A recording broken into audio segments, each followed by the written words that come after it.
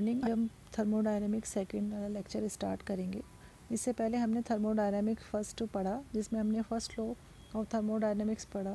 First law of thermodynamics जो हमें relation बताता है सिस्टम द्वारा कितनी हीट एब्जॉर्ब की जा रही है और कितनी हीट को वर्क करने में खर्च किया जा रहा है, इसके बारे में रिलेशनशिप बताया है। लेकिन उसने इस हीट के फ्लो के डायरेक्शन के बारे में कुछ नहीं बताया। It does not tell about the spontaneity of a process of a और केमिकल चेंजेस, मतलब ये कोई भी प्रोसेस, केमिकल जो प्रोसेस हो रहा है वो होगा या नहीं, इसके बारे में फर्स्ट लॉ बताने में असमर्थ रहा। It does not tell us that heat energy cannot be completely converted into an equivalent amount of work, मतलब ये इस बात के बारे में कोई जवाब नहीं दे पाया कि सिस्टम जितनी हीट एब्जॉर्व करता है वो कम्प्लीटली उसके द्वारा किए जाने वाले कार्य में खर्च क्यों नहीं होती है। इन सभी के कारण, ड्रॉबैक्स के कारण हमें सेकेंड लॉ ऑफ थर्मोडायनामिक्स की ज़रूरत महसूस हुई, जो कि हमें ये बता सके कि हीट ऑफ फ्लो का डायरेक्शन क्या है, कोई भी सिस्टम की स्पॉन्टेनिटी है या नहीं, मतलब वो सिस्टम होगा या नहीं होगा, किन कंडीशंस में होगा, और इक्विलिब्रियम सेट होने स्टेट की क्या कंडीशंस होनी चाहिए। दूसरा, हम ये डिटरमाइन कर सके कि जो हीट एब्जॉर्ब की जा रही है सिस्टम के द्वारा, उसके द्वारा मैक्सिमम वर्क कितना किया जा सकता है। इसके कारण से सेकेंड लॉ ऑफ थर्मोडायनामिक्स की ज़रूरत महसूस हुई। इसको अलग अलग साइंटिस्ट ने अलग अलग तरीके से परिभाषित किया। कैल्विन का स्टेटमेंट था कि it is impossible to construct an engine, ये बहुत इम्पॉसिबल है, संभव है कि ऐसा इंजन बनाना which operating in a complete cycle will absorb heat from single thermal reservoir and convert it completely into a work, मतलब ऐसा इंजन बनाना असंभव है जो कि एक ही साइकिल में जितनी हीट को एब्जॉर्ब कर रहा है किसी भी सिंगल रिसोर्स से, उसको कम्प्लीटली वो वर्क में चेंज कर दे।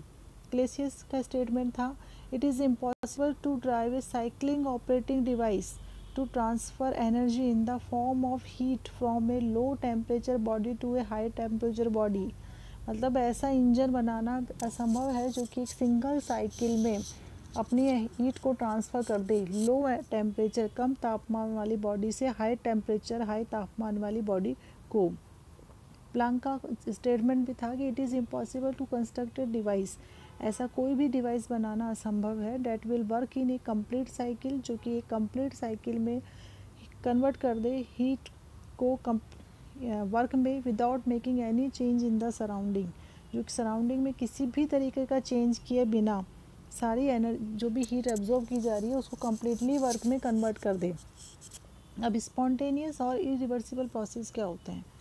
Processes which take place in their own without the external intervention of any type of source are known as spontaneous process। ऐसे प्रोसेस जो कि स्वतः होते हैं, जिनको करने के लिए बाह्य सोर्स की या बाह्य किसी भी तरह के इंटरवेंशन की या किसी भी तरीके के एफर्ट्स की ज़रूरत नहीं पड़ती है, उसे हम बोलते हैं स्पॉन्टेनियस या इरिवर्सिबल प्रोसेस।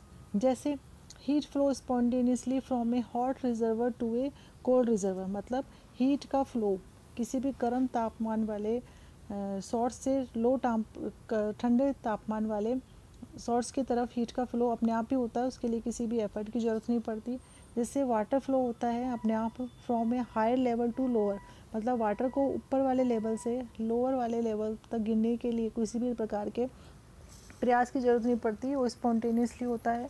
जैसे इलेक्ट्रिसिटी फ्लो करती है spontaneously from a high potential वाले पॉइंट से लोअर पोटेंशियल वाले पॉइंट की तरफ, या फिर diffusion of solute from a more concentrate solution to a less concentrate solution, मतलब हाईली कंसनट्रेट सॉल्यूशन से लेस कंसनट्रेट सॉल्यूशन की तरफ सॉल्यूट का प्रभाव, जिसे हम डिफ्यूज़न कहते हैं, वो भी एक स्पॉन्टेनियस प्रोसेस है।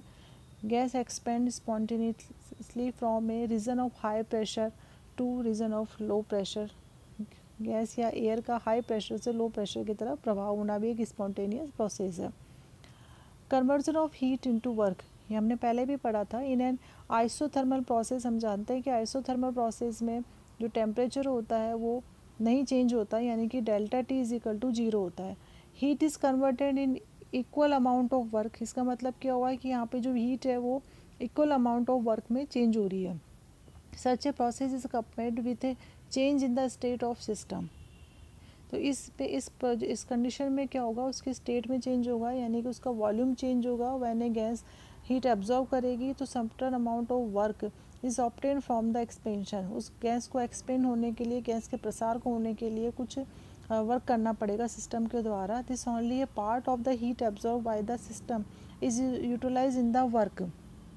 कुछ पार्ट जो होता है वो एनर्जी का इस वर्क को करने में खर्च होएगा, वाई जबकि जो रिमेनिंग पार्ट है जो अनयूटिलाइज हो रहा है वो इसकी randomness of the molecule of the system, मतलब जो सिस्टम में जो मॉलिक्यूल्स है उसकी रैंडमनेस को इंक्रीज़ करने के लिए खर्च हो जाएगा। This randomness of molecule which prevents the complete conversion of heat into work.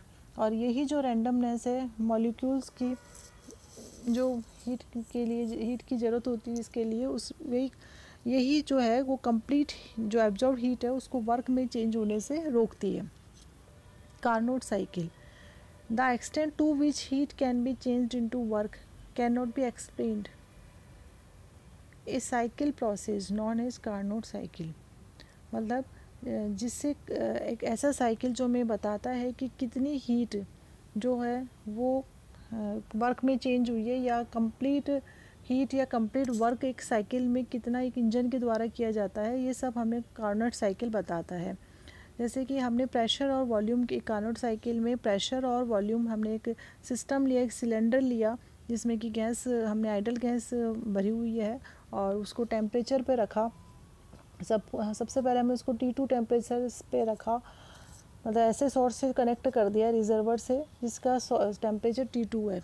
तो उसमें जो होने वाले जो चेंजेस थे उसको हमने कंप्लीट साइकिल में जो चेंज हुए उसको हमें हम ग्राफ के द्वारा हम देख रहे हैं कि हमें उस 4 पाथ में हमने उसको डिवाइड कर दिया है। तो हम प्रेशर जब और वॉल्यूम के बीच में जब ग्राफ प्लॉट करते हैं तो हमें 4 लाइनें हमें दिखाई देती है जो कि 4 स्टेप्स को बताता है। सबसे पहले है स्टेप कार्नोट हीट इंजन लिया हमने। कार्नोट हीट इंजन में एक सिलेंडर है, सिलेंडर कंटेनिंग, सिलेंडर में आइडियल गैस है और इसके जो हमने इसको कनेक्ट कर दिया है एक ऐसे सोर्स से जिसका टेम्परेचर T2 है। तो स्टेप फर्स्ट है जिसमें कि जो सिलेंडर है वो A से B की तरफ जाता है, और मतलब A से B की तरफ जाता है तो ये हीट एब्जॉर्ब करता है और इसका वॉल्यूम जो है वो एक्सपेंड होता है V1 से V2 तक, और इसके द्वारा जो हीट एब्जॉर्ब की जाती है सपोज करो वो Q2 है, और gas expands reversibly from V1 to V2। As process is isothermal है तो हमें पता है कि आइसोथर्मल प्रोसेस में डेल्टा ई इजिकल टू 0 होता है, तो Q2 इजिकल टू हो जाएगा -W1। अब Q2 इजिकल टू -W1, और यदि हम W1 की वैल्यू हम रखें जो हमने पहले थर्मोडायनामिक्स फर्स्ट वाले चैप्टर में हमने निकाली थी आइसोथर्मल प्रोसेस के लिए, तो Q2 की वैल्यू हो जाएगी -RT2 ln V2 upon V1। यहाँ पर W1 है work done by the system, क्योंकि सिस्टम जो है एक्सपेंड कर रहा है, गैस एक्सपेंड कर रही है। स्टेप सेकंड है एडियाबेटिक एक्सपेंशन, मतलब द सिलेंडर इज़ रिमूव्ड अब फ्रॉम द सोर्स, हमने सोर्स हटा दिया है उससे। It is surrounded by thermostat, तो इसका टेम्परेचर जो होता है, जो इसकी हीट रहती है वो ना तो अंदर प्रवेश कर पाएगी ना बाहर प्रवेश कर पाएगी। तो यहाँ पे जो प्रोसेस होगा वो एडियाबेटिकली होगा, रुद्धोष में प्रक्रम होगा और रिवर्सिबल होगा। और वॉल्यूम तो बढ़ेगा गैस का, सिस्टम द्वारा काम तो किया जाएगा, तो वॉल्यूम एक्सपेंड फ्रॉम V2 से V3 तक इसका बढ़ जाएगा। एंड टेम्परेचर फॉल, टेम्परेचर गिरेगा इसका T2 से T1 तक, जो हमने ग्राफ में देखा B से लेके C तक। अब चूंकि ये रुद्धोष में प्रक्रम है इसलिए यहाँ पे Q इजिकल टू 0 होगा, तो डेल्टा इजिकल टू हो जाएगा -W2, क्योंकि यहाँ सिस्टम द्वारा कार्य किया जा रहा है। हमने प्रीवियस में पढ़ा था कि CV is equal to delta E upon delta T होता है एक एट कॉन्स्टेंट वॉल्यूम पे, तो डेल्टा ई इजिकल टू हो जाएगा CV T1 माइनस T2, तो WT हो जाएगा CV T2 माइनस T1। यहाँ पे W2 है work done by the system. ऐसे स्टेप 3 लेंगे जो आइसोथर्मल कंप्रेशन है। अब गैस क्या होगी, कंप्रेस्ड होगी। The gas cylinder is kept in, again इसको हम सिंक के कांटेक्ट में रखेंगे हम, जिसका टेम्परेचर T1 है। गैस कंप्रेस्ड होगी आइसोथर्मली एंड रिवर्सिबली फ्रॉम, अब जो वॉल्यूम है वो V3 से लेके V4 तक कम होगा। द हीट गिवन आउट, अब हीट निकलेगी सिलेंडर से by the gas to the sink, जो कि सिंक की तरफ जाएगी, उसका सपोज करो हम उसकी वैल्यू है Q1। अब आइसोथर्मल प्रोसेस है इसके लिए डेल्टा ई इजिकल टू 0 हो जाएगा, तो Q1 आ जाएगा यहाँ पे -W3, यानी कि RT1 ln V4 upon V3। या फिर W3 is equal to minus RT1 ln V4 upon V3, जहाँ पर V3 है work done on the system. Fourth step है एडियाबेटिक कंप्रेशन, यानी कि सिलेंडर इज़ रिमूव्ड। अब सिलेंडर को हमने कॉन्टैक्ट से हटा दिया सिंक से, गैस कंप्रेस्ड हो रही है V4 से V1 तक। Q यहाँ पे 0 ही है, तो delta E is equal to हो जाएगा Q प्लस W4। तो ऐसे करके हम कैलकुलेट करेंगे तो यहाँ पे आ जाएगा W4 is equal to minus CV T1 minus T2, जहाँ पे W4 is work done on the system. The system returns to its initial stage पे आ गया, जहाँ से हम शुरू होते हैं उसी पॉइंट पे आ गया, और एक कंप्लीट साइकिल इसने कंप्लीट कर ली। तो जो नेटवर्क जो डन किया जाएगा by the system in the cycle is W is equal to W1 W2 W3 and plus W4। इन सब की वैल्यू रख देंगे हम, तो वैल्यू रखने पर आएगा W is equal to minus RT2 ln V2 upon V1 minus RT1 ln V4 upon V3।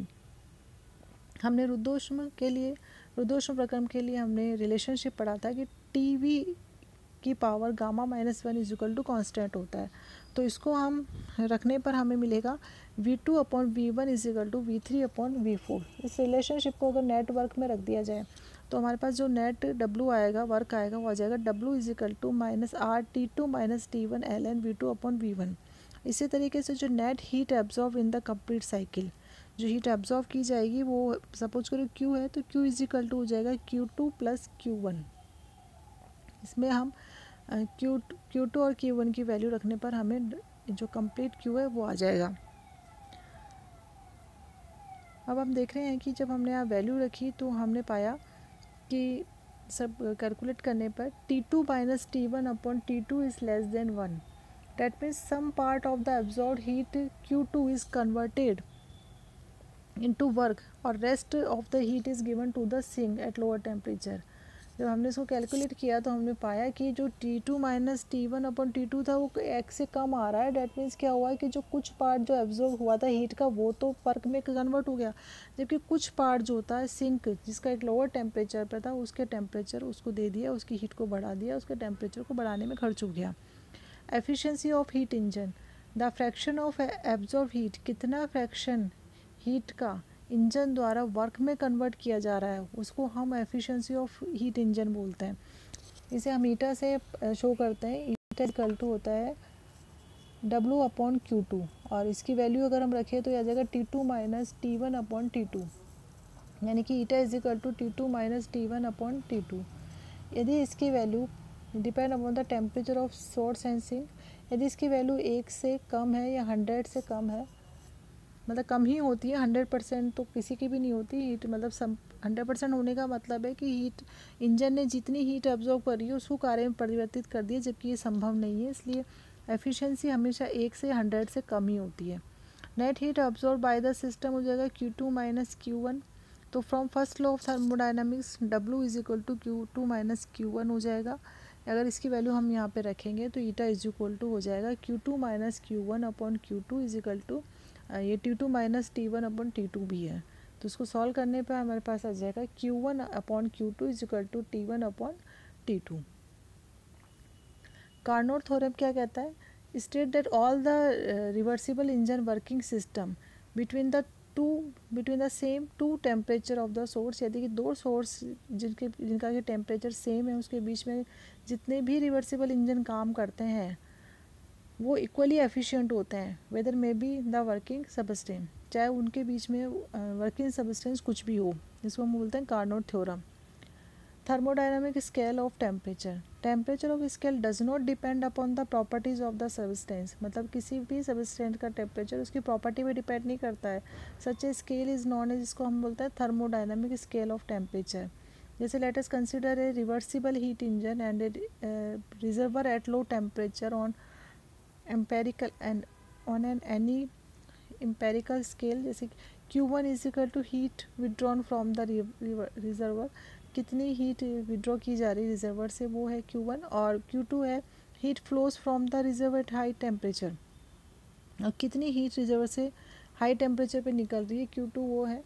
यानी कि heat withdrawal from the high temperature reservoir increase the increasing temperature can be को रिलेटेड टू थर्मोडायनामिक्स। सपोज करो ये temperature theta है तो Q2 is equal to हो जाएगा theta, यानी कि Q2 is equal to 5 theta. Phi क्या है यहाँ पे, कांस्टेंट ऑफ प्रोपोर्शनैलिटी है। यदि हम इसको सॉल्व करें तो हमारे पास आएगा E is equal to W upon Q2 यानी कि theta minus theta not upon theta. Thermodynamic scale of temperature defined first by Kelvin, इसको सबसे पहले केल्विन ने डिफाइन किया था, इसलिए हम उसको बोलते हैं केल्विन स्केल भी बोलते हैं।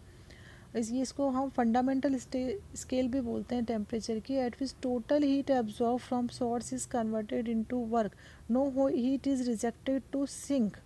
मतलब ऐसा टेम्परेचर जिसपे कि सारा जो हीट है वो कम वर्क में चेंज हो जाए, कन्वर्ट हो जाए, कोई भी हीट सिंक को नहीं दी जाए, उसको हम बोलते हैं केल्विन टेम्परेचर। और ये इसकी स्टैंडर्ड वैल्यू 273.16 केल्विन।